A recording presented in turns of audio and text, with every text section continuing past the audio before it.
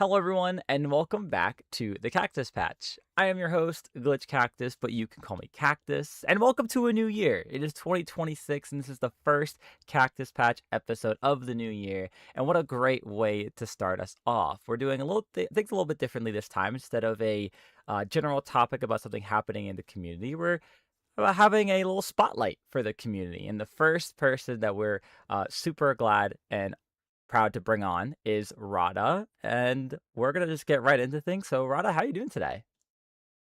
I'm pretty good. One thing, just the out of the bat correction might be a bit crazy. People do get the name pronunciation wrong. It is pronounced Roa. Is it It is really? very misleading. Yes, Irish spelling Oh, does crazy things. I didn't even know. That's actually so cool. Wait, so Roa. Okay, good to Yeah, know. Roa. Yeah, it rhymes with Noah. You got it. But yeah.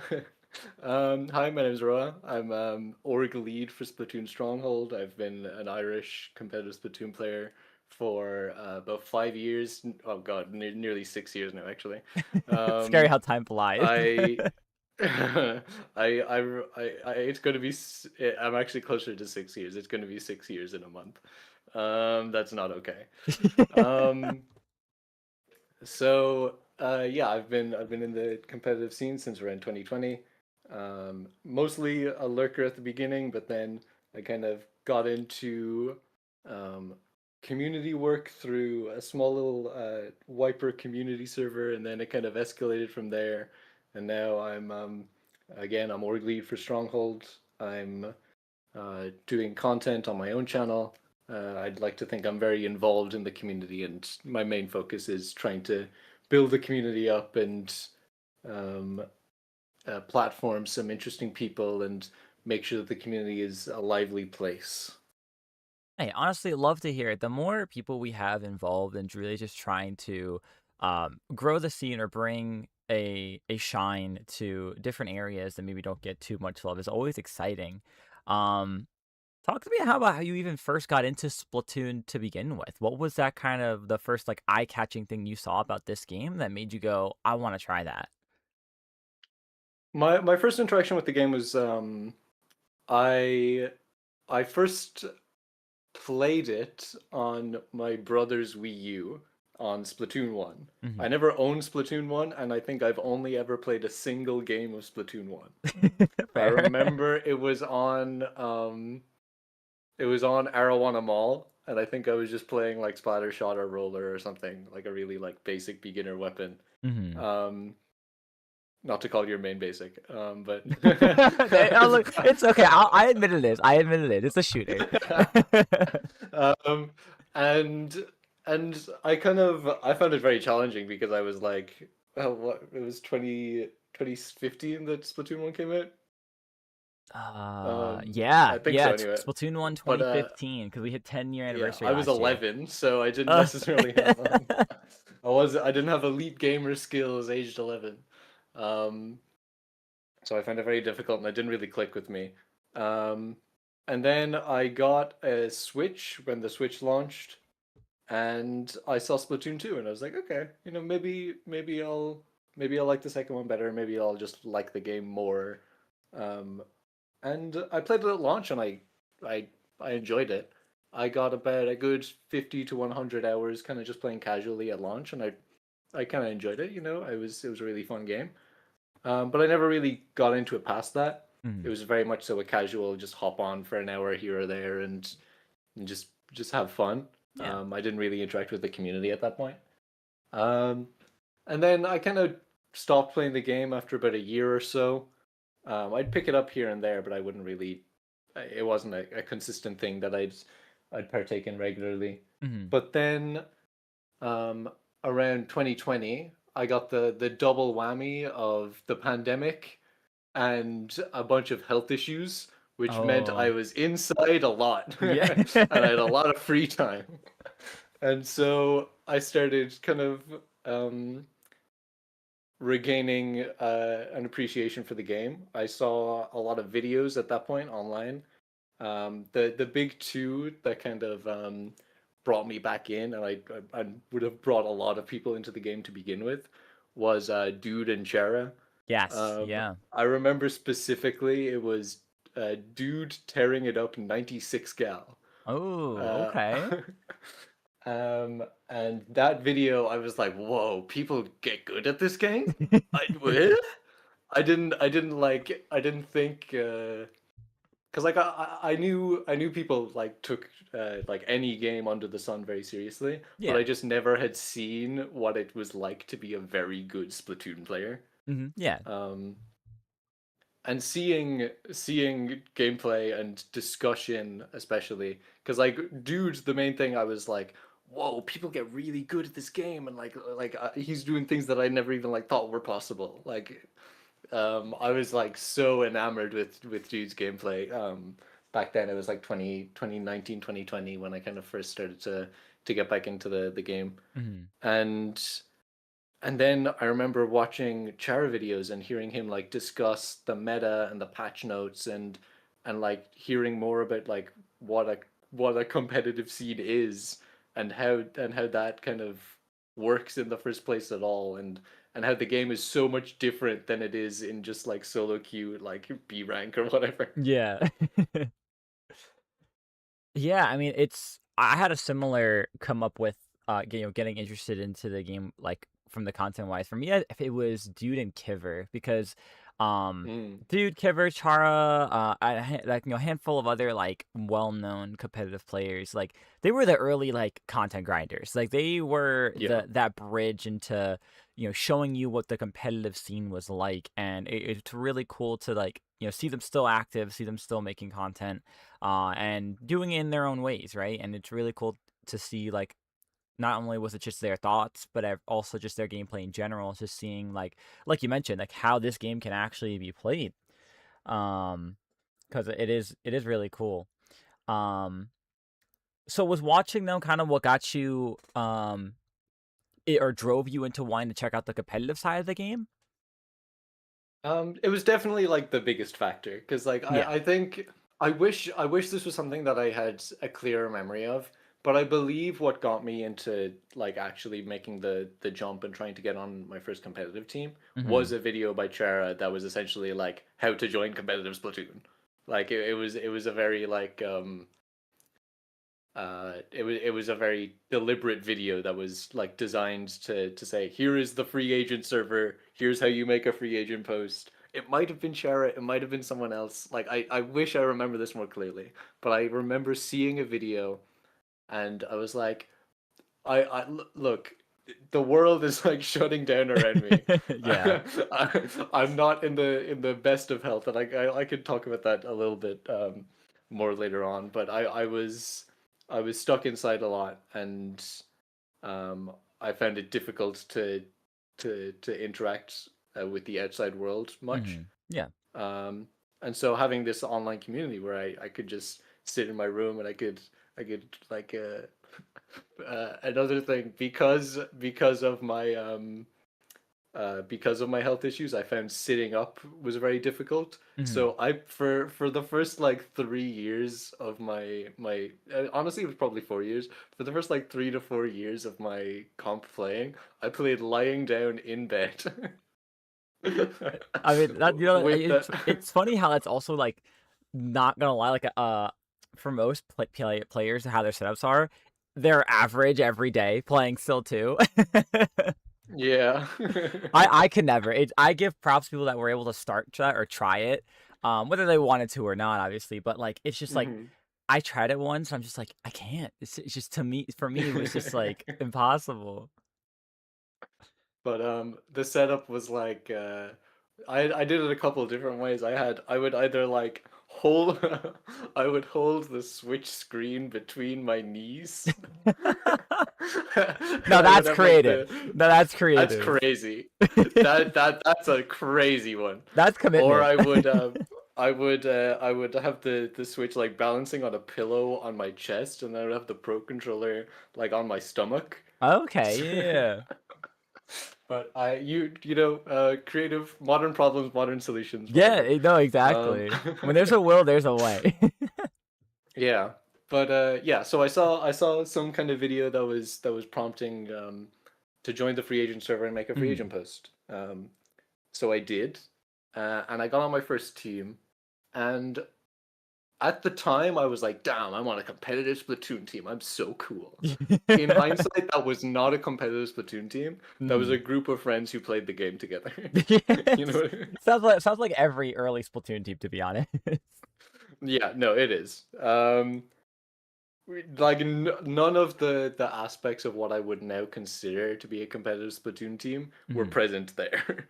That's right. Um, um, and I think it took a while for me to not only realize that, but also like to agree that I wanted to change that. Yeah.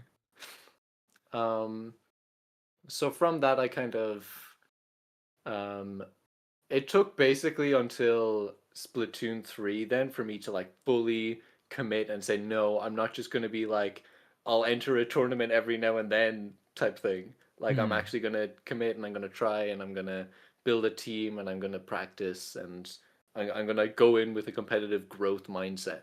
Yeah. Um, and I think, um, I think it took a lot to go from there's like different levels of like I remember in a video Fisk made, shout out Fisk, he's the legend, he's the goat, I love the man.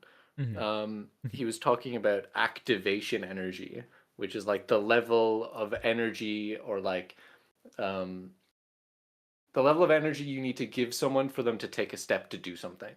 So most people in this scene are lurkers who will like never interact and who are just gonna like watch YouTube videos, who are gonna like play in tournaments but then like not do anything else. Yeah.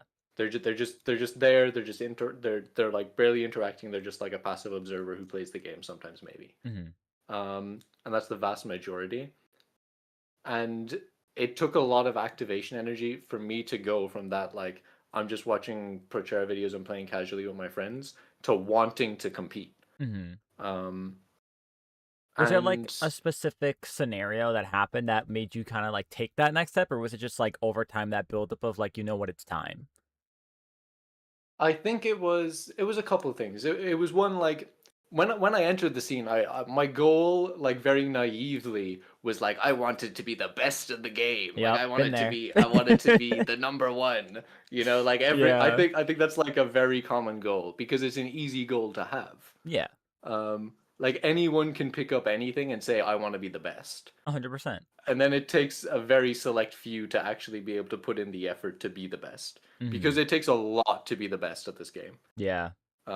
To even be like top 100 in the world, it takes a lot to be really good at this game. Mhm. Um, it's energy that I will never have. I've completely accepted that. Yeah. I'm never gonna be close to that level, and I don't want to be. I'm comfortable not committing that much time. Yeah. um, but when you have a goal like that, when your goal or what you believe to be your goal, because like in hindsight that wasn't my goal. Mhm. Like I would show up with that goal and then not act on it.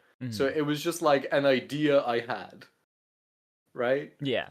Um, so I showed up with this idea of I want to be the best and didn't act on it, and then it kind of festered in me for a while, and at a certain point I was like, look, I might as well just try. Because, like, if I'm saying I want to be the best and then I'm not doing anything to it, I'm never going to be the best. Yeah. Um, and it took a while for me to get to that point, but eventually I think, like, enough will, enough activation energy, like, builds in you that, like, you finally get to the point where you're like, okay, I'll just try it. Fuck it. Why not? Like, Mhm. I'll just go for it. Yeah. Um, and and I started competing more regularly towards the end of two and beginning of three. Mhm. Um, and then I got really frustrated.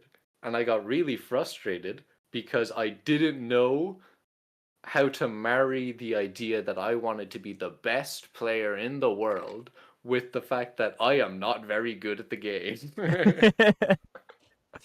Yeah, it's always the self-reflection takes the Mhm. longest first for some people to be able to grasp the idea of.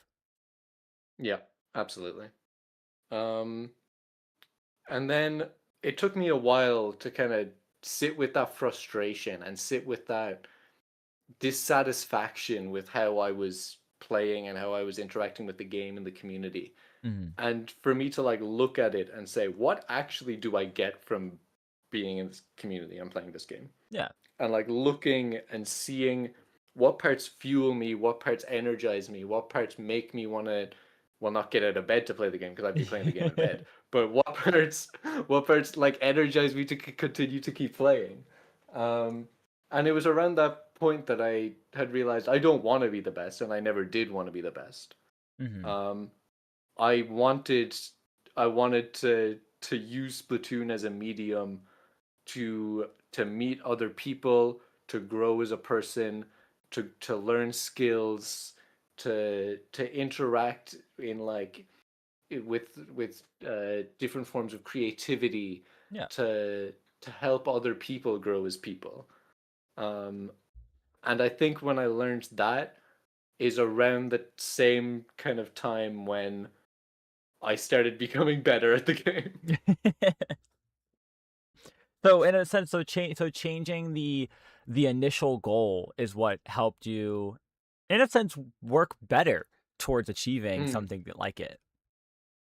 Yeah, absolutely. I think there's a marked point where like I my main goal stopped being, I don't even like calling it my main goal because it like I didn't do anything to service it. I Hmm. just said it was a thing I wanted. Yeah. But like when I finally realized like what I was actually doing here and why I'm here and took active steps towards those goals, those meeting new people goals, those like having a healthy team environment, those like learning how to communicate with other people, like all of these individual things, when I made that clear in my head, that's when I started actually seeing improvement and like becoming not only a better player but like a better person. Yeah. No, yeah, it's once you, I guess, have, I guess it's more of like when you have a goal for yourself that maybe seems more achievable or maybe just like realistic. Because like I had a similar goal Mm. where like same like you, as you like when I got started getting the game, I was like I want to be the best there is, and then obviously like that only can go so far before like something will happen and you'll realize like dang, that's hard.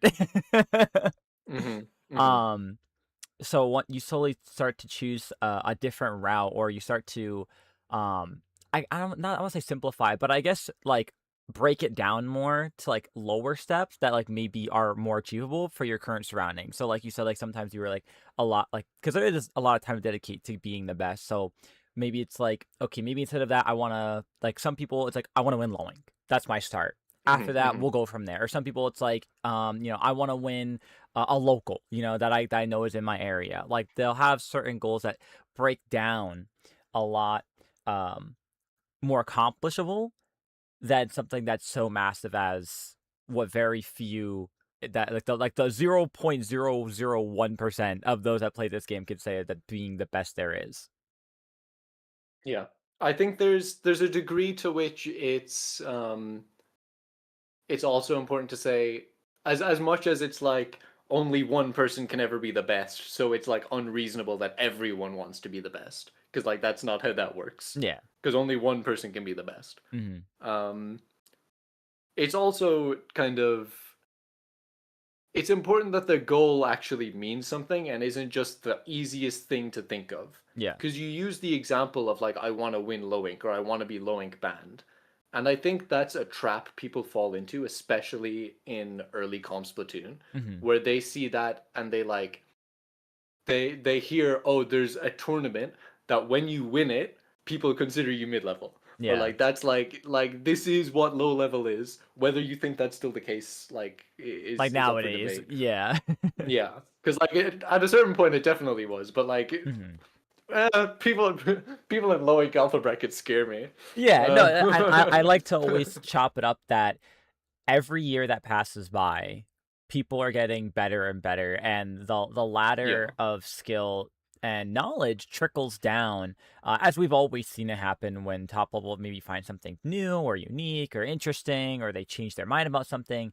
It always trickles down, and we see it, as low as like people who just start out the game. I mean, they see one video about what the current meta is, and they'll maybe either want to join in on that or challenge it and see if they can make something unique from it, and push it further at any skill level. Mm. So yeah, like I could definitely agree that like the low rank alpha now is way different when I was competing in low rank and fighting in alpha Mhm. brackets. It's definitely a whole another skill level because as you were saying, it's like it's not that like it's not that the people the skill level is ever increasing at every skill level. Like every person who's still playing the game is continuously getting better. Yeah. So like low level now might be mid level 8 years ago. Yeah. Like that's a No, very reasonable thing absolutely. to say. Um like again what we define the in the community as low level, mid level, high level, top level like is so arbitrary and Hmm. honestly makes very little sense to me. Yeah. And it's something it's something I could talk about for a whole like 3 hours, but beyond the scope and not necessarily relevant to this. um to go back to like the idea of goals with something like winning low ink, I don't see that as a meaningfully like different goal than saying I want to be the best. That's fair. Because sure sure it's more achievable, but it's not necessarily just about achievability. It's about like actionability. Hmm. It's about like how can I have this goal and turn it into something that I'm actually doing. Because when I say like I like meeting new people and I like building a better team environment, those things are the things that are going to make you a better player. Hmm. And those things are the things that you can work on and make active changes to that will not only make you a better player, but also make you a better person. Yeah. Saying I want to win low ink is an idea. That's like big picture. That's far off in the distance. You got to put in work to get there. Hmm. I don't even want to hear like the biggest thing that I don't like hearing when I speak with low level like teams and players, and I've had Hmm. to have to interact with this a little bit in my time in the SBA, Hmm. is they'll say like, "Oh, what's your goal?" And they'll say, "I want to win low ink," or at the time when LSL existed, "I want to win LSL," or Hmm. like that you put so much like energy on the end goal that you like miss the entire path you have to take to get there. Yeah. And that I think is the thing I think people need to focus on more. Hmm. No, absolutely. Because it's as the cliche as it is, it's not about the final destination. It's the path you took to get there. Yeah, yeah, it's the So friends we made along the way. yeah, exactly. Yeah. But uh, genuinely, it is. no, it really is. And like I love like always thinking, um, about how where I started to where I got to, and just thinking about all the people that I've met and got to talk to, and just like got to experience things with, to where maybe as close as I got to a certain goal. Yeah, I'll never forget the day I tried to set up a pickup for Lowink with some friends, and one of them, who was the quote unquote captain, who just set us up on, what was it, Battlefy at the time? Yeah. Yeah. But this the pre-Sundu days. Back in my day, we were not Battle um, I still remember that DM they got, because they screenshot and sent it to me, that I was low ink banned from results I had previously had, and it wasn't even like, it was exciting, but it wasn't even, my first thought was like, wow, I did it. It was, wow, look at what I did to get that. Look at the people I got to Yeah. play with, the friends Mm. I got to make, the connections, the opportunities, and like you said, it's the more individuals focus about the journey rather than the destination, the more, not only will they like probably have a higher chance of achieving that goal, but the more they'll enjoy it. The more they'll be able to Yeah. you have more memories attached to it, besides just the memory of, yeah, I won Low Wink, or yeah, I won this event, Hmm. or. Um so I do 100% agree with that statement. Yeah, it's something that I think a lot of players nowadays too, that maybe like find themselves struggling a little bit more to achieve that big massive goal they set. um they'll be able to, if they change that, like that thought process just a little bit, they might be able to go a long way. Mm. I've met many like mid-level players who, upon being low ink banned, I'll hear them say stuff like, I wish I took my time. Like Hmm. I wish I didn't rush being like that being my big goal, and I actually like sat and enjoyed being in low level for a bit and playing in these Mm-hmm. tournaments that I now never will be able to, Yeah. like with my friends. Yeah. Yeah. Which it's an interesting facet about our community when we focus as heavily as we do on skill caps and skill bans. Mm-hmm. It's the suffer from success when you know Quite that. literally. Yeah, it's like as crazy as that sounds, but like it really is because like if you're if some because it's always like the 1%. I always like to say like the people that are really truly dedicated to competitive, they're the highest of the high 1% because they're gonna do what Mhm. not a lot of other people will do in this scene, and that's try as hard as they can and find the routes that will get them to their goal, even if that means, unfortunately, not being able to play with some in a competitive like tournament wise, with some friends that chose to take the slower route or the more relaxed route of like, yeah, I'll play like here and there, and I'm just gonna enjoy the time rather than I want to get better. Yeah, absolutely. So outside of competitive, what drove you to do more in the scene? When did that kind of start the idea of, like I want to do more than just be a competitor? Um, I think I always had it in me. Hmm. It's just something that I think it's a more complex thing to understand about yourself than the desire to like compete and win is. Because Hmm. I feel like the desire to win and experience like that rush of victory is a very like primal thing. Yeah. Like you can go back to like caveman times and it's like, oh, I threw rock farther than Ugg. I'm the better caveman. Grr. Like like that like just makes Yeah. sense because like you could track that back like evolutionarily, like you're more likely to be successful and happy and all these things and get more food and like that's like a very primal thing. Hmm. But I feel like it's a lot harder to understand the very complex nature of like, no, I don't want to play in the game where people have fun. I want to help other people allow themselves to play in the game where people have fun. Yeah. It's like inherently more winding and complex a way to receive that fulfillment. Hmm. Um, but I think it was around the same time that I kind of had that moment where I sat there and I realized I don't want to be the best. Hmm. Um, and that was kind of around the beginning of Splatoon 3. Um, I remember to kind of give a bit of context.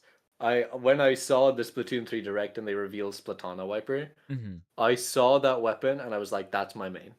I saw it. I wish I recorded it. I wish I had the proof, the evidence. I did. There are witnesses who were there that day, and they saw my obsession. Yeah. I might even have like an old Discord post from like the day it dropped or whatever. Where I'm like, this is gonna be my main. I'm calling it. Yeah. It had my favorite sub weapon. It had my favorite special weapon, and I Hmm. was like, oh my god, I am like, I cannot believe it. This weapon looks like made for me. Hmm. Um, and then Splatoon 3 dropped and there was the test fire and I was like, "Oh my god, this weapon is so fun. I love it." I was really bad at it. I'm watching I recorded clips from the global like test fire Oh for yes, Splatoon 3 yes. and it my gameplay in that makes me want to like I don't want to have eyes anymore. Like it's so bad. Um and I took that like passion and love and I was like, what can I do that like because I love this weapon so much that like I want to do something for it. Hmm. So at the time I was kind of just like the biggest thing that people like know me for if they don't know me for Stronghold is for being a Twitter shitposter because I was I was a fucking massive Twitter shitposter dude. I was on that shit. I was on that grind. Yeah. I would post like so often. I would like deliberately engagement bait. Like I was cooked. Um, and I would interact with a bunch of people who liked Wiper on Twitter. Hmm. And I was like, what if I made a montage that was like a bunch of different people's Wiper clips? Hmm. And I was like, that's really cool. Like that's just a cool idea. It's like this community thing. Everyone submits it like different clips, and I like put it all together. I put it to like cool music, whatever. Yeah. Um, And to organize that, I created the Splatana Wiper community server, Okay. which I don't know if it still is. I'm not involved with it in any way. I've handed it over to someone else now. Mm-hmm. Um, but at the time, at least when I was involved, I think it was the third biggest weapon specific Discord server behind Mm-hmm. only two Bamboozler servers. That's But pretty like good. Bamboozler players are insane, so like Yeah. they can have it. Like I don't want to mess with them. Um, um, They're a strong force in the community. You don't want to go there. don't want to mess with 20 PP personally.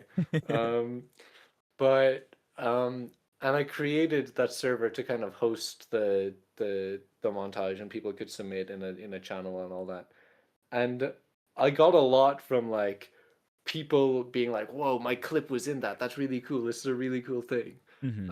And having people like appreciate a thing I did for everyone else. Like Yeah. I didn't do this because I was like, "Damn, this is." Like I did it for me. Like I enjoyed making it too. Like I was in a bit of a montage kick at the time. Hmm. Um, but I did it because I was like, I like this weapon so much that I want other people who also appreciate it to like feel joy. Yeah. No, absolutely. um, and I think it was that experience through both like creating that montage and then like after the fact having this server with like I don't even know how many, like a couple hundred Wiper players in it. And it's just like, whoa, this is such like a cool place. And managing that for a good while was like my big contribution, I suppose. Hmm. Um, and I always felt like I could do more. Like Hmm. it was a cool place, and there's like a lot to be said about having these communities where it's dedicated to specific things and everyone's very close with each other, and it's a place where you can find like fulfillment that isn't necessarily just like it's a bit more silly and lighthearted. It's like, oh, we all just like this fun weapon. Yeah. Um, I always felt like I could do more, and I think I kind of sat and I didn't really engage with it much else after that. I'd like talk a lot in there. I would if like I discovered funny wiper tech, I'd post it there. There was lots of kind of technical discussions. Like Hmm. I remember I went frame by frame on different wiper animations, and I like made a spreadsheet of like wiper frame data that still exists somewhere. That's pretty sick. Yeah, just have a place where like if you enjoyed this weapon and you're able to find the server, you'd have access to all these cool resources. Yeah. Um, and I liked contributing that, but it felt like so niche Hmm. because it was just one weapon. Like I felt like I could be doing so much more with my time and the effort I was putting in. And it was around that time I saw um an ad that Stronghold put out asking for staff. Okay. Um, and I was like, yeah, like I've had enough experience working in the community at this point because like I'd run the server for I don't even know how long I was involved with it, but I definitely like a good few months to maybe even a year. Hmm. Um, that I was like pretty heavily involved in the running of it. Um, and I saw it and I was like, sure, like I'll give it a go. I applied to be like a guide writer because I thought because outside of Splatoon I am a writer. Yeah. I do I'm a journalist and I'm a like I write in my own personal time as Oh, well. So like cool. it was just like a cool like extension of my like kind of skill set. Yeah. I was like, sure, I can write some guides for some people. I can like consult with some people who know the game better than I, and then like write down the knowledge that'll be passed on. Hmm. Um, and it took a while for them to get back to me, but I got accepted and I was put on staff. And I've seen Stronghold change a lot in the nearly 2 years. I think it's about a year and a half that I've been there now. Hmm. Um, I've seen it change a lot. So many staff um, have like left little bits of them within the org through like coming and going, and structures have been built up, and I've seen a lot of the org is not the same org it was when I joined. Yeah. Um, and I think, like, as someone who's been in a lot of different positions within the org, I joined as a guide writer, and then I became like a team manager for the Stronghold Beginners Academy, and then after that, I did all of like our blog writing stuff. So like I set up the our blog on the website. Um, then I kind of set up all of our content creation stuff, and I was kind of running both of those at the same time. Mm. Um, and then I became very involved with kind of overall direction that the organization was taking, Okay. um, and kind of what our big purpose was and why we choose to even like, because it's very Stronghold as an org is in a very interesting position where it's the everything org. Yeah. Whereas like IPL and Dapple and Under Pressure and these big orgs, they do tournaments and they Mhm. don't have to do anything else. Yeah. Like their job is to run events and that makes sense. Stronghold, not saying that Stronghold can't run tournaments, like, but our our big purpose isn't to just run events. We have so many different facets, some of which are like completely unrelated to each other, that Mhm. all operate under the same like banner, and that's inherently going to be like just a huge org with like so many different aspects to it. That's gonna be um that's gonna be more difficult to run Yeah. and keep together. I think Stronghold is it's on the right track currently, towards becoming a real stronghold, to becoming a real point, like to bring the entire scene under one banner and have this one place that no matter who you are and what you do and how you want to interact with this community, if you go through Stronghold, you'll be able to get to it, and that's Yeah. the end goal for me. That's the dream is that if you want to interact with this community in any way, if you go to Stronghold, you will be able to find out how you can do that. Yeah. No, and I think that's a very Um, strong goal to have, especially with like as you've so far have mentioned how many how much contribution you've given into Stronghold. it's it's an entire army of people. I don't think I could count the amount of staff that I've seen work at Stronghold over the past 2 years or so. Mhm. It would be too many people. I cannot even know all of them. There are so many people who contribute so much. Um, and I don't even want to sit here and like give thanks to individual people because I will forget someone and I will be here for hours if I talk about all the contributions that like so many incredibly important people have Yeah. given to that org. Um, the main the main thing about Stronghold to me is that it is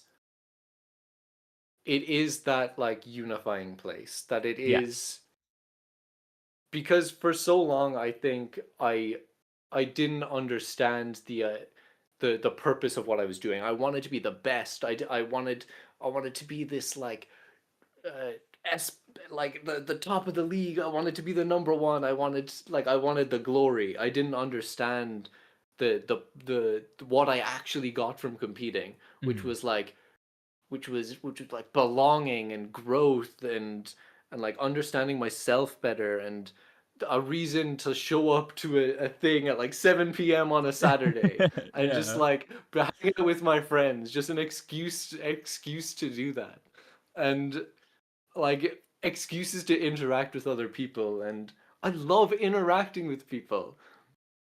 To have that place that teaches you how you can do that in any way you want. I don't Mhm. care how you interact with this game. I don't care if you're a comp player. If you're a comp player, if you're a casual player, if you do speed running, if you're an overfisher, like I don't care. If you get anything out of this like game itself, I care about the community. I Mhm. care about having people that like show up and like be together and like have a purpose of like growth and moving forward and having all of this, like just incredible interaction and like liveliness. That's what I want. That's what I want people to turn to Splatoon for.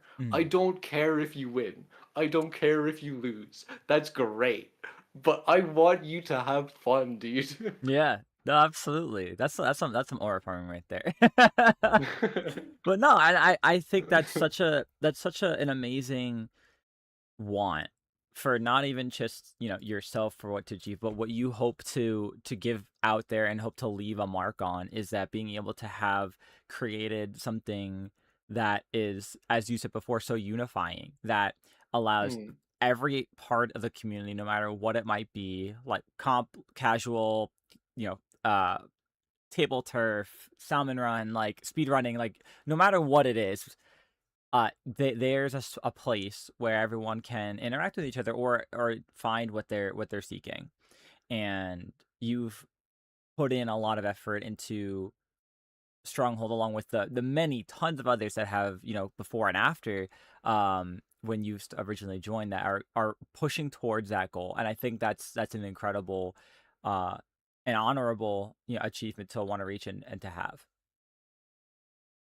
I think there's a long way to go in fully realizing it. I don't think in my time within the org I will fully realize it. Hmm. I accept that. Yeah. I think it's a goal that's like, again, I think the best goals are the ones that you can continually like take action towards but never fulfill. Yeah. Like when I have the goal like I want to meet more people. How much isn't more people? I don't know. I want to meet more people.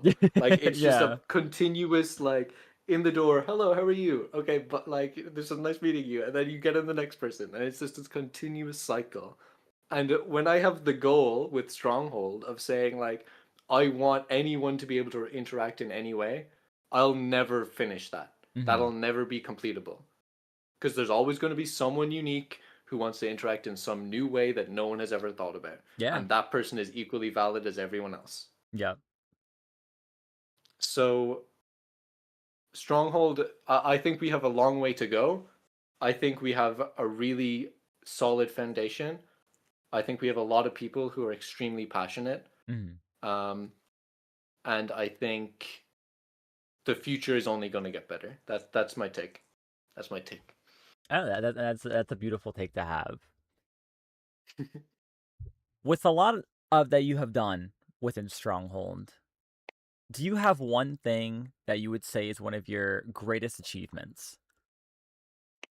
People, people like, especially given how varied my existence in this community has, being like the weapon gimmick person, the Twitter shit poster, the guide writer, the team manager, the interviewer, the org lead, the like I've had so many different things that I've done Hmm. in like in different aspects. This is something that I think about a lot. Like, what was my favorite thing to do? What did I get the most from? And every single time, it always comes back to the SBA for me. Hmm. Um, with the kind of work I do, it's very hard to feel the effects of it um, because it can often be very detached Hmm. from the actual people it's helping.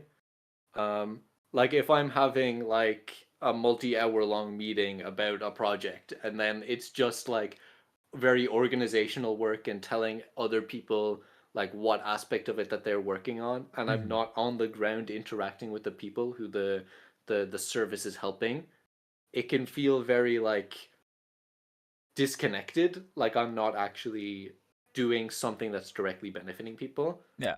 With the SBA, to be able to take five complete strangers and put them on a team together and mentor them over the course of about a month and see them come out the side not only like going from strangers to like family, but also going from going from like a complete lack of any concept of what the competitive community is to like never wanting to leave, Hmm.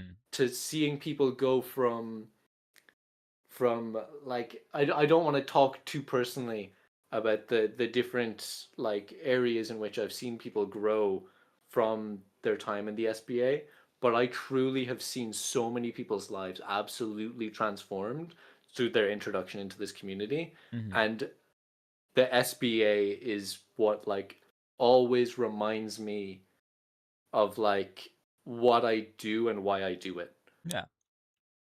It's so easy to like become so detached and forget the reason and forget the purpose and forget like that scared version of myself who was ill and found it hard to even like get out of bed and didn't have a community and didn't have friends and didn't have these social interactions and all of the things that this community has given me. Hmm. And it's easy to neglect that other people are that right now and Yeah. that other people need this as much as I needed it then.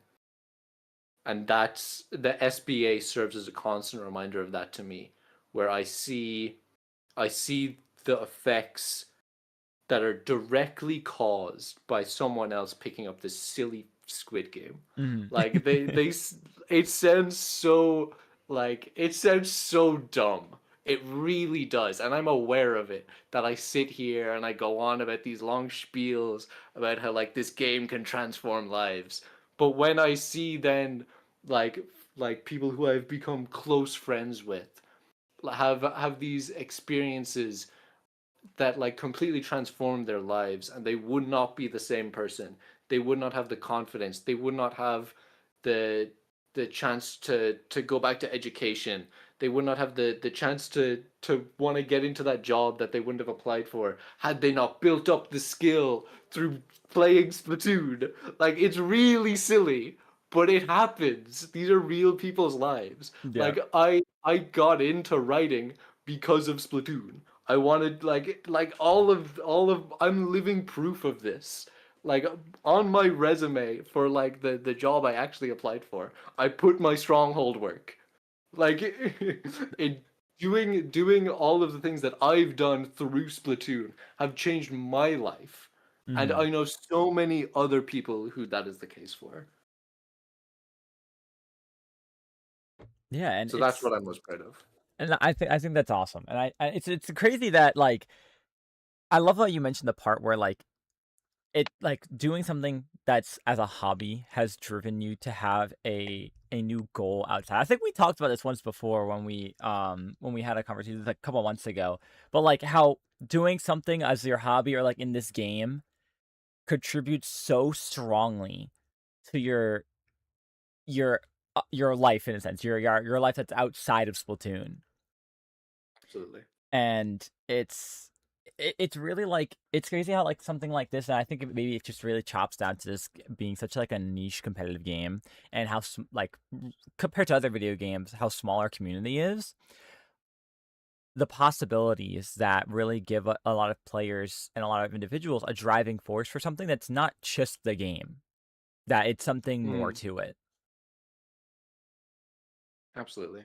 I think it can be really easy to forget that like at the end of the day we're all just people interacting with a thing, Hmm. and that like we don't suddenly stop being people just because we're playing a game and Yeah. just because we're like interacting with each other on blue sky. Like it doesn't stop the fact that we're all just like souls touching other souls, Hmm. and that we're all just here for the same reason everyone else in the world who doesn't play Splatoon is here, and we're just choosing to spend our time doing this thing. This is just Hmm. the medium with how we interact with the world. It's not its own separate thing.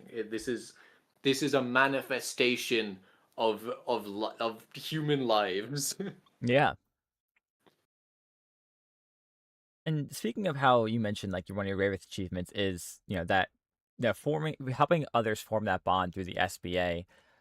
What kind of drove you to want to start that through Stronghold? What was kind of like your interest in, like thinking that this is something that you want to help assist with rather than someone else take over?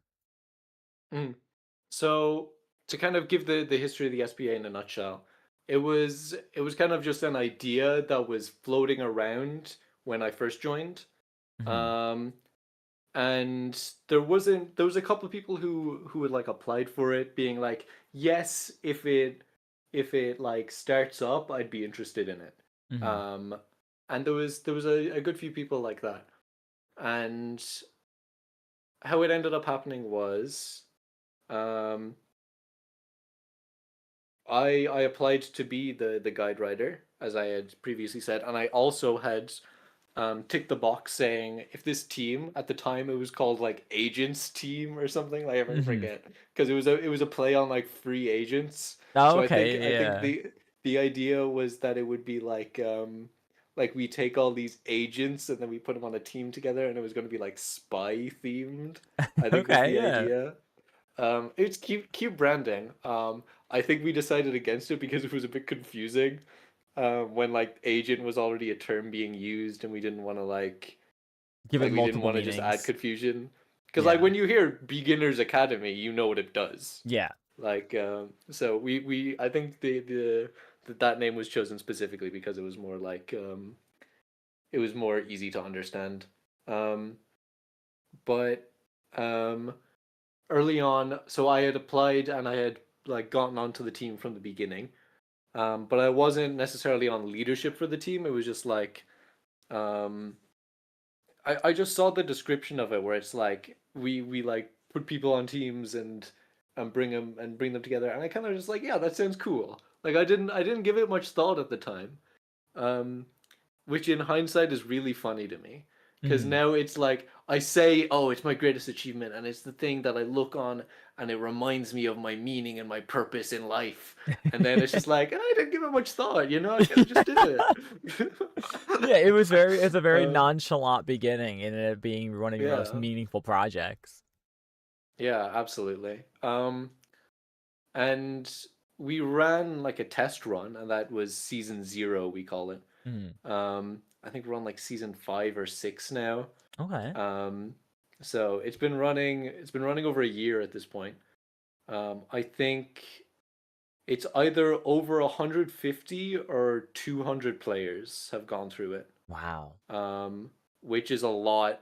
That's a lot. Yeah, that no that's a lot of players. Like for those maybe that don't um, under or that's like how many players that you would see like join like the like from the ink ups and like the LSLs. Like that's like a huge mm, number of individuals. yeah, absolutely, it really is. And as you can imagine, that many players needs a lot of staff.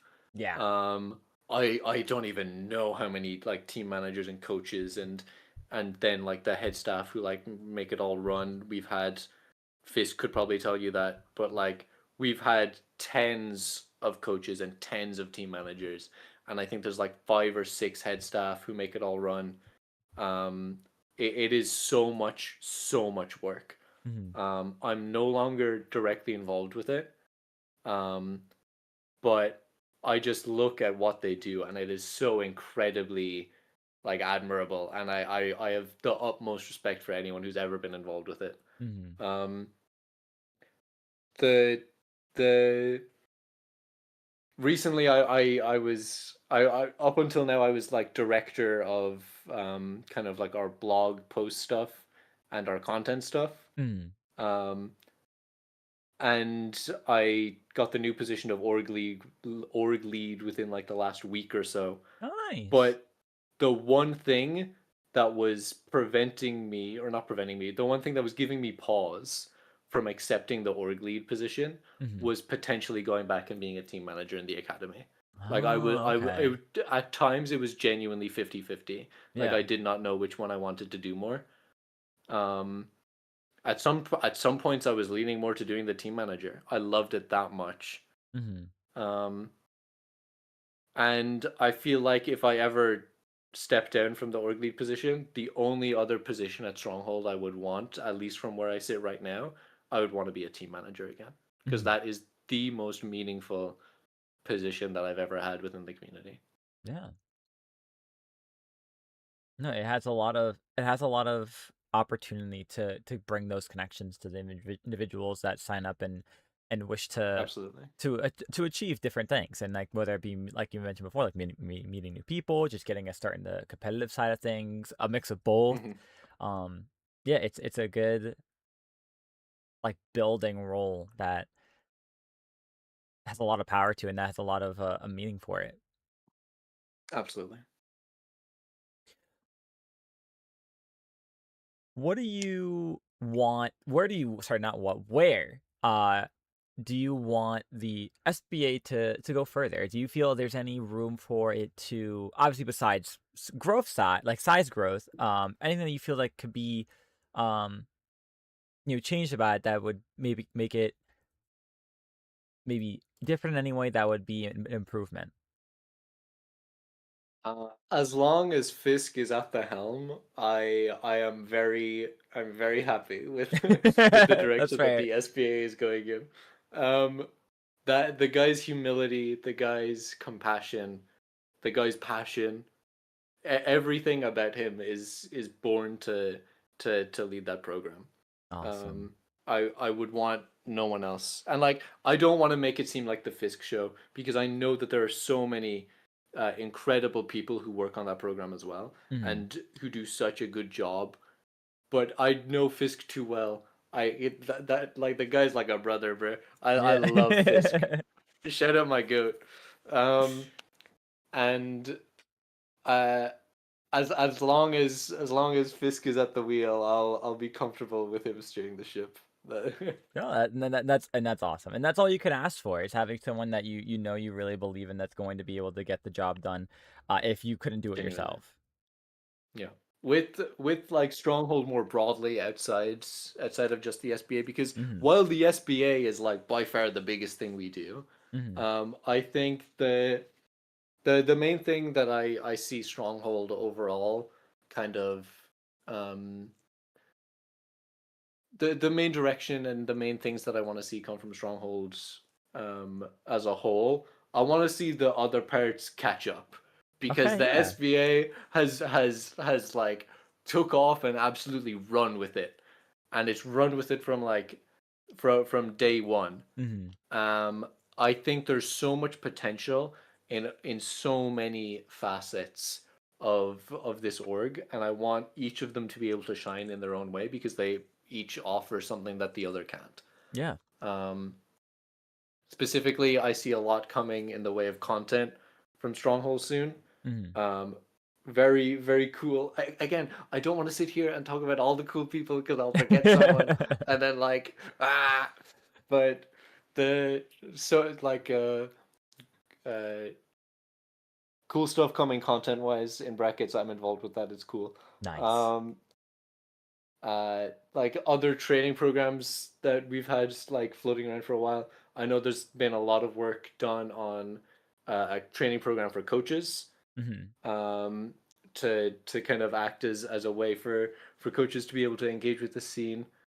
Um,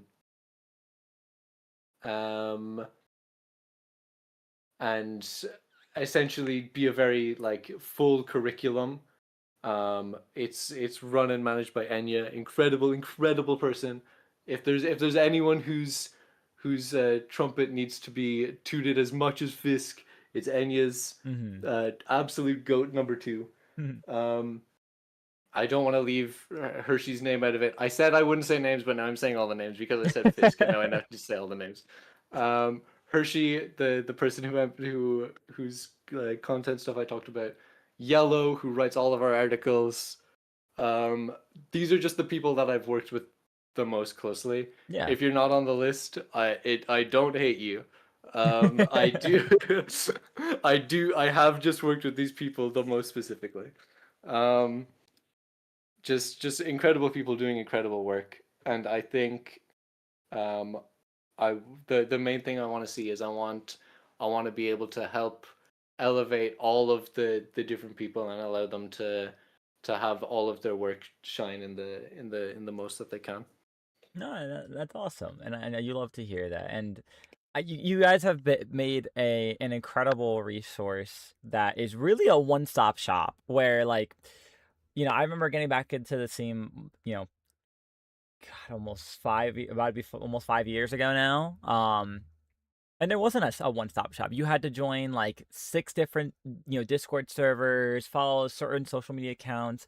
And it's amazing to see how much Stronghold has bloomed and created many different outlets for anyone to find practically anything they're looking for. I mean, that's the goal. So, um, if we can do anything to further service that, I hope it is done. Yeah. So you made a post on Blue Sky not that long ago that you're interested in hopping into the interview train. And what made you want to start that? What made you want to start this next chapter in your community presence? It was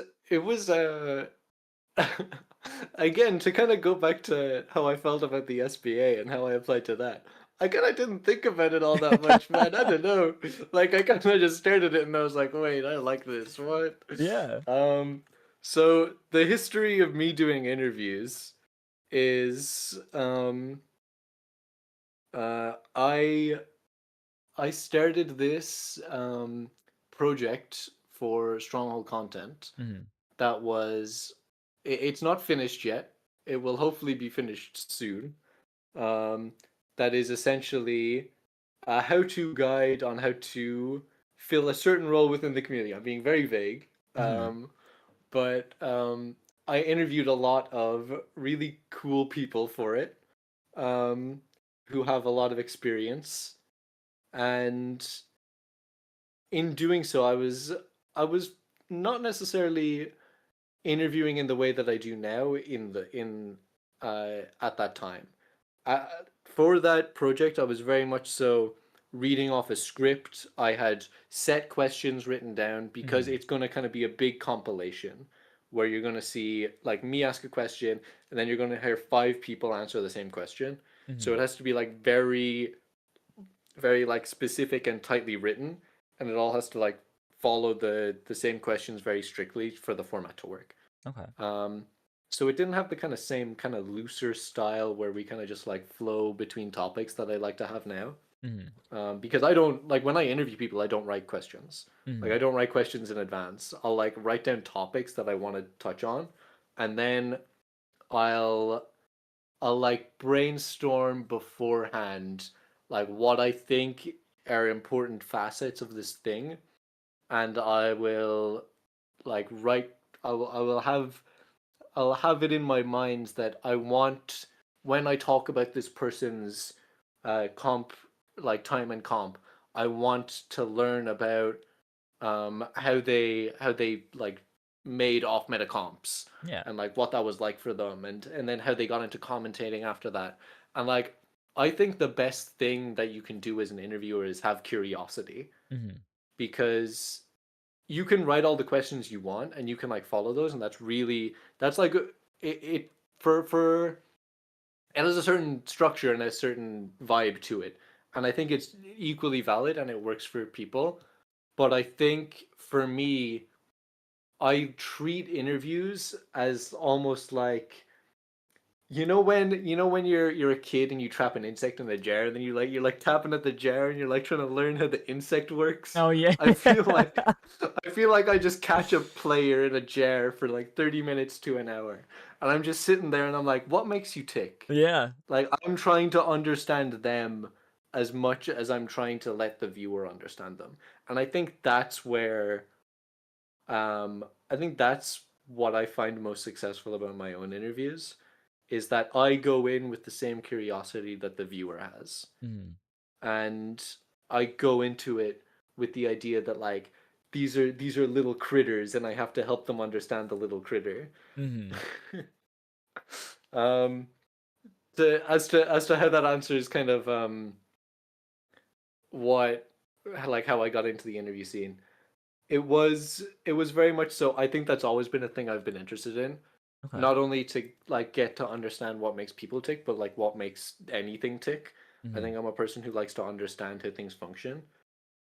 And when combined with like I like this game, I like this community, I like interacting with new people, and I like to know how things work.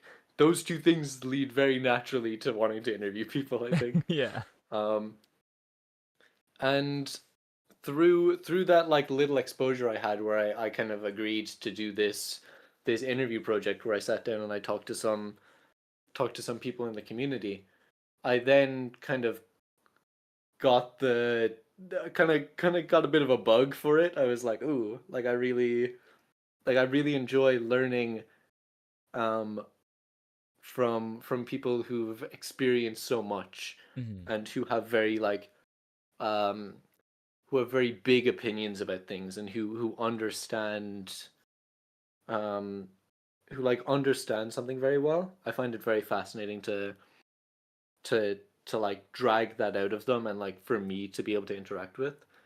It's something where I almost don't really enjoy watching interviews Hmm. because I don't have that level of interaction. Yeah. Because I can't sit there and I can't ask someone the question and then like track what question I need to write as the follow up and sit there and like deconstruct this person's brain and learn like what how all of the different parts like lock into each other and feed off of each other and like understand the motivations of this person. Hmm. Um, and so I think it was the kind of the double whammy of this being like a thing that I've always like enjoyed doing, like just understanding people, and also having that just little exposure through doing one project where I interviewed a bunch of people and I got to learn how they worked. That I Hmm. was like, there's so many people in this community who I would love to sit down and talk to and Yeah. like get this information from and understand how they put so many hours into this game and how they put so many hours into building this community and what about it all is important to them because Hmm. I have very strong convictions about what matters in this game and like what like the purpose of why we're all here. And I hope that's come across. But like Yeah. No, absolutely. um to see how that works in other people is equally interesting and important to me Hmm. because like how am I supposed to do my job as someone who wants like anyone to be able to interact with anyway if I don't understand everyone and the ways that everyone wants to interact. Yeah. Like it's an impossible task for me to be able to like fully understand the entire community. But if I can understand enough individual people, I can start to build a pretty good picture, and then I think that'll benefit the the work that I do. No, absolutely. And and I think that falls into like the one of the next questions I had, which was like, things you hope to achieve and do differently. And I think the biggest takeaway is that um you hope to, like you said, find out what makes them tick, find out what really Mm, what brought them into this in the first place and what keeps them going, and different different ways they like to see this game or see their spot in the community, and what's their driving force behind it all still. mm. I think with my interviews, as I put out that post where um, I essentially just said, "Hey, I feel like interviewing people. Do you wanna be interviewed, Smile?" Um, Yeah. and I kind of expected a couple people. Like I knew some people who I interact with regularly would be down. Hmm. Um, but some of the people who like interacted, I was like, what? What do you mean people are just so willing to sit down and talk? Yeah. Like you'd be surprised who's able to like commit some time out of their day if you just ask. Yeah. And that's like another thing that I think goes unappreciated about not only about the scene but about like humanity. I think we're Hmm. so actually willing to help others if you just ask people. I Yeah. think like the biggest mistake I see people make is fearing like just messaging a person and being like, "Hey, I know you know a lot about XYZ. I was wondering if you could help me." Hmm. So many people in this community know so many things and are so willing to help you if you just talk to them. Yeah. Yeah. I remember back then, when I was like still like getting into the comp scene, like that was always the one thing I think my biggest takeaway was whenever I would talk to people was that you can just ask, because like Mm, everyone is literally a Discord DM away. Um or even like I've seen some people on Blue Sky just tagging people because Blue Sky is just such a nice little like spot for our social media platform that we could just use to communicate very effectively. That just like tagging people in a post being like, hey, like can I get your 2 second thoughts on like this thing or that? And it's like it really shows that there is a lot of willingness, especially in this Splatoon community, to grow together and share whatever information anyone has learned. Mm, completely. Um, I think with again, you were talking about like you said in there, what's your like 2 minutes thoughts on this? Like it, because it doesn't have to be like they sit down with you and they give you like the full explainer in like a Hmm. 5 hour Discord call or whatever. As much as like that's really fun to do with people. Yeah. But like I find, and this is another thing that I really enjoy about how I, at least how I try to do my interviews, because I feel like it takes so much. As much as I loved understanding how people work, I'm never going to see the full picture because I'm not them. Hmm. Um, it's so hard, and you can sit, and the longer the interview, the more of the person you're going to be able to see, and the better you can understand them, which is definitely the the perk of long form interviews. Yeah. When you're getting into that like hour plus, like kind of to 2 hour range, you really do get like the full sense, the full story. Like you're able to really understand the all of the individual bricks that built up this person. But at a certain point, I find it's better to understand 80% of the person in a quarter of the time than it is to spend 3 quarters of the interview trying to like get the last 20% out of them. Yeah. Um, because you can talk about a lot in a little, um, and you can condense a lot. You're gonna miss things, and that's just like a sacrifice that you have to be willing to take. But I think my favorite thing about like the ideal interview time for me is between like 25 to like 40 minutes. Yeah. I think it's long enough that you're able to feel like you've tackled it with at least some level of depth, but short enough that like it feels manageable to not only create but consume. Um, that's another a big goal I have. I want it to be digestible because as Hmm. much as there's so much value in creating really like in single place pieces where you sit and you're able to learn a lot about an individual.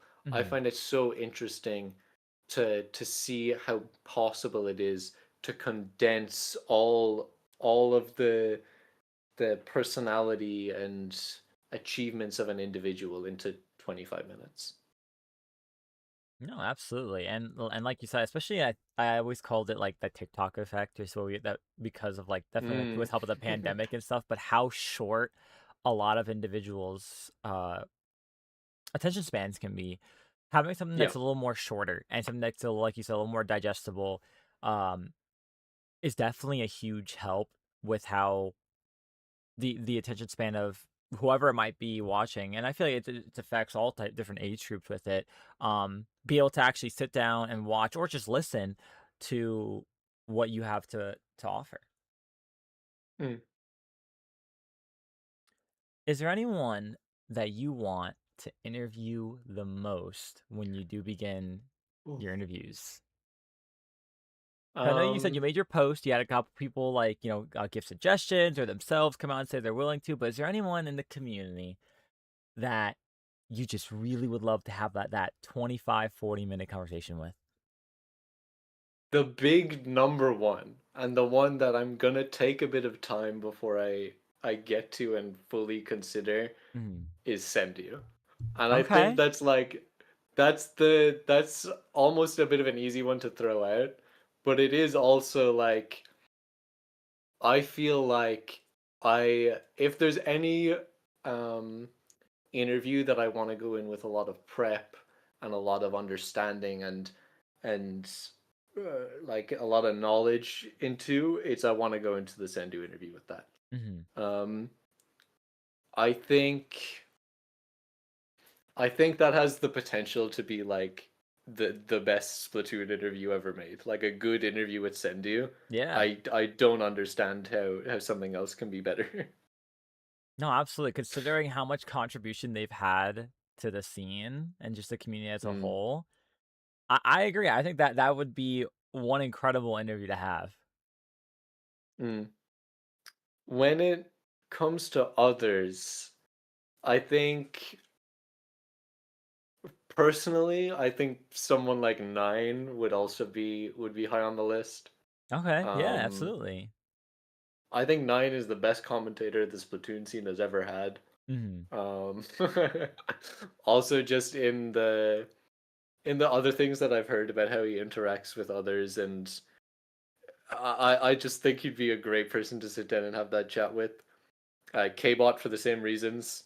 Uh, um, I think post-retirement Kyo would be a really interesting Oh, interview to okay. have. Yeah, no, Um, absolutely. I kind of I have different because I do interviews on three channels. Yeah, yeah. I do interviews on my own personal channel. I do them for Beep, and there's one currently up on Stronghold. There's plans to be more, Hmm. but they all have very different vibes. For for Beep, it's very much so like here's this top player who just won this tournament. Yeah. Let's see how cool they think they are. It's very like it's very esports. It's very Yes, yes. you know it's very about the winning and the losing and the story and the like there's a place for that, and like I understand that even if it's not like where my heart lies. I like seeing that in others, and I like understanding how that manifests itself in others and how it makes them tick, Hmm. even if it doesn't make me tick. um and then there's my personal channel, which is very much so like kind of I'm interested in how this person's work or how this person's personality has impacted the community. Hmm. It's very community focused. It's very here's this person who did a cool thing. Let's talk about the cool thing. Um, and then there's Stronghold, which is kind of focused specifically on um, people who've either come from the SBA or are otherwise affiliated. I think it's not fleshed out enough to say that that's a pattern when there's one of them, but I have a home for different interviews. Sendu, Nine, and Kwat I could see fitting more on my own channel than I could on Beep. Hmm. Yo, I feel like if I were to interview him, I'd want it to be on Beep. Okay, It yeah. just makes more sense. Um, and then really funnily, Fisk is on the list, even though like I interact with the guy every day. Um, I would like there's nothing stopping us from sitting down and like having the interview. We it's just something that like we've said, oh, we'll get to it. Um, but like again, this one is honestly kind of like the what I said for Sendu, where like I'd want to sit down and I'd really want to think about what I would want to ask Fisk, Yeah. because I think with how I normally conduct my interviews, which is like I'll get like a brief understanding of like a couple things. I'll say like, oh, they won this tournament recently. They're part of this org. They make these videos, whatever, and I'll just bullet point them down, Hmm. and then I will ask the questions that I need to know to understand it because Yeah. I didn't look into it. And through that, I have that curiosity that like is what the viewer is also wondering. Because Hmm. I feel like a trap people fall into sometimes is if you go into an interview with too much common ground and too much understanding of each other, you'll have assumptions Yeah.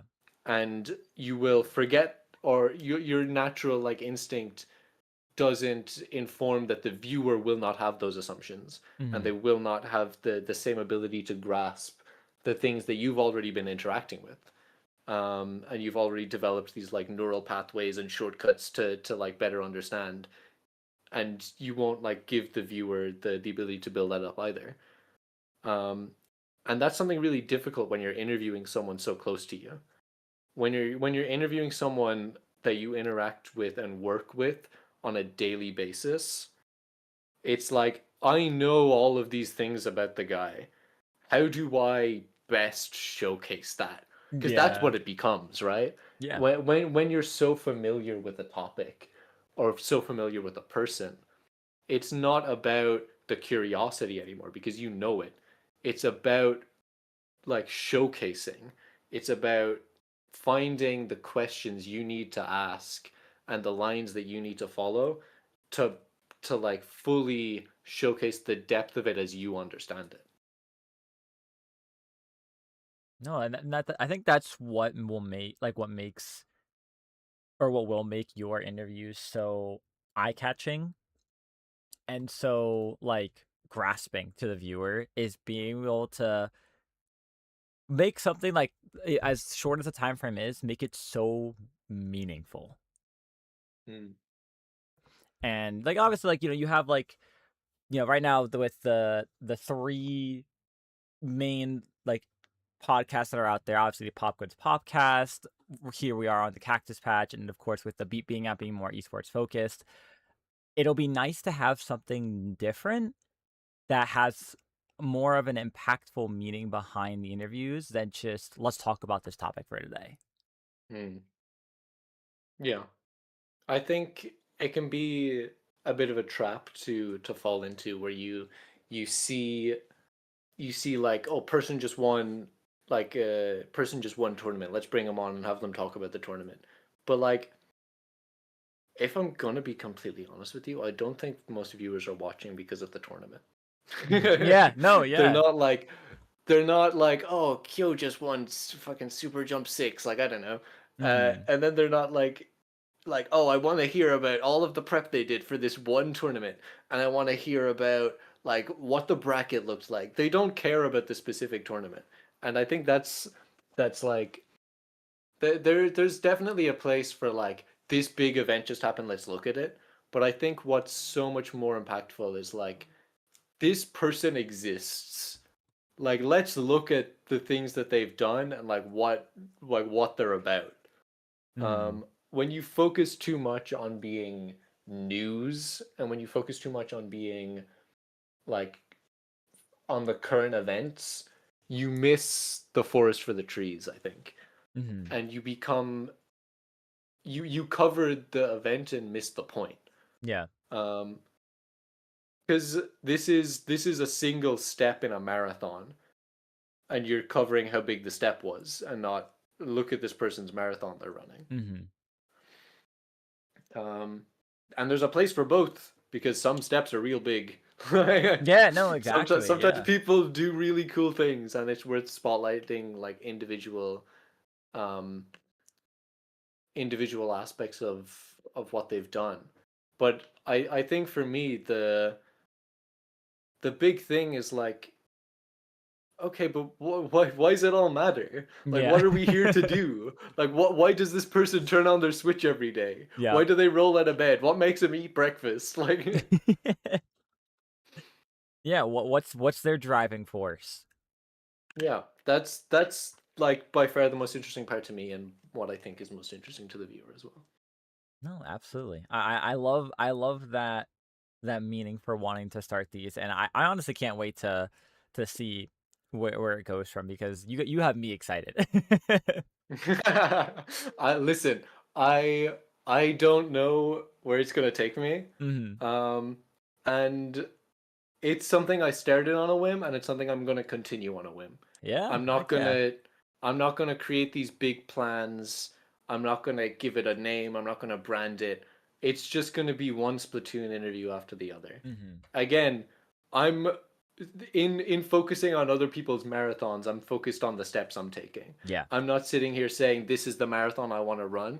To go all the way back to the beginning of our conversation talking about goals. I Hmm. don't want to be the best interviewer in the world. Yeah. I want to do an interview tomorrow.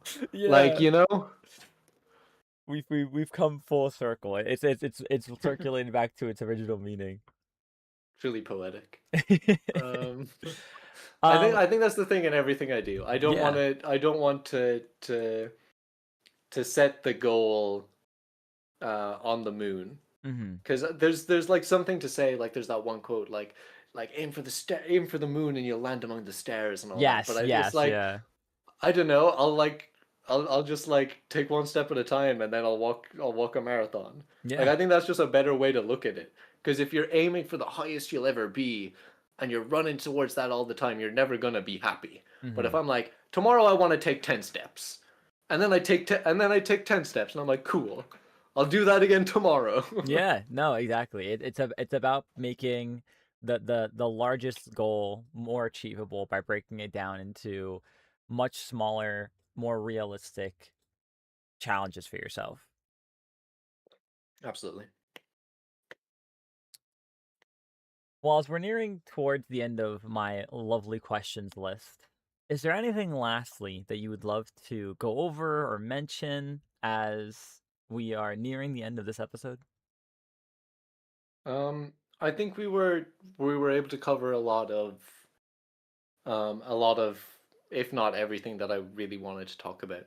Hmm. Um, the main thing, if you're gonna take anything from this, it's just that no matter how you want to interact with this game, and more importantly, this community, that is okay. And you Hmm. should have a space, and you should have people, and you should have that community and the resources that you need, and you should be able to partake in that uninhibited and with all of the force and might that you have.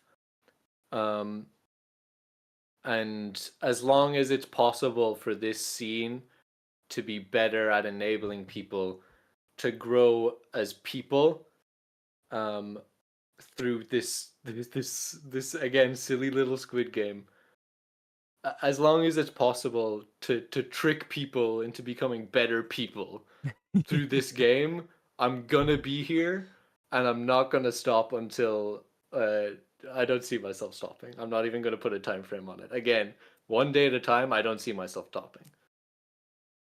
I love it. Truly, truly inspirational. Truly something strong to take away from this interview.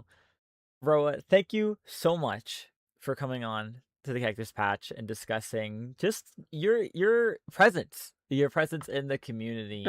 I like to kind of call this little last section passing the mic, where you feel free to give any shout outs you wish to shout out. Mention anything lastly, that you'd like to, even though you've kind of left off on a truly whimsical ending, but shout yourself out as well. Like, by all means, the floor is yours. So, if you wanna find what I do, you can find my Blue Sky. It's Roa RADHA .splstrong.com on Blue Sky.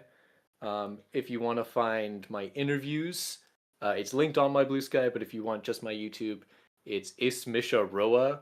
That's Irish for I am Roa. It is ISMISERADHA. If you just search Roa Splatoon, I think it might also show up. Um, actually, no, I think if you search Roa Splatoon, Fisk comes up first, which is really funny. Um, That's pretty good. uh, so yeah, if you want to follow me or watch my content, those are the places you go do that. Um, Stay tuned on all things Stronghold, SplatoonStronghold.com, um, on Blue Sky, and just it's gonna be a big year for competitive Splatoon. That's all I'm gonna say. I see so many people behind the scenes cooking up so much incredible stuff right now that if people talk about like the missed opportunities that like sometimes can happen when we jump from game to game, and like we should have been locked in harder. I haven't seen the community lock in this hard before. Hmm. Um, I think 2026 is the big year. If there's a you can quote this at the end when we're crossing into 2027 and we've had the best Splatoon year of all time. You can pull up this quote and you can be like, damn, Roa got it. Um, but yeah, uh, keep track of me, keep track of Stronghold. This year's going to be big. There's so many cool people. Try and be one of them. Try and engage. Hmm. Try and find value in this scene. Try and contribute value to this scene. It is the best thing that I've done, and it's probably the best thing that I continue to do actively. Um, this has been an absolute joy to be able to sit here and kind of regale you with my life tale. Um, and I'm very excited to see what the future holds. Thank you to so many people who make what I do possible. Um, Again, just to list a few: Fisk, Enya, Hershey, Yellow, my girlfriend Sam, um, uh, people from Less Than Three Pancakes, Alta Lyra, Ari, Pumpkin, Oshus, the original gang. Like, so many people have like touched my life through this game, and I want to continue to help bring up joy in the souls of others through it too. Well, you have me excited, especially after this little interview about what you have planned. And I love that you're manifesting it, putting it out there that this will be the best year of Splatoon. So I'm definitely going to be keeping track, not only, of course, with what happens in the scene, but what you have cooking up behind the scenes as well. There's a lot of fun stuff, like you said, that's definitely being made in all aspects of the community. So only time will tell. And we're only 9 days into the year, and we've already had some major announcements too, um, Oh yeah. lined up for whether it be the next couple months, whether it be towards the end of the year. A lot of great stuff coming soon. So Roa, once again, thank you so much for coming on and telling us your community spotlight, your presence and things you have accomplished and what you're looking forward to doing next. But that's gonna do it from us here at the Cactus Patch. If you're still listening on in, don't forget to keep watching because the uh we have your weekly Triton Cup coming up in about 25 or so minutes. So maybe grab a snack and get ready to enjoy some amazing gameplay. But that'll do it from us here. Thank you all so much for tuning in, and we'll see you in the next one.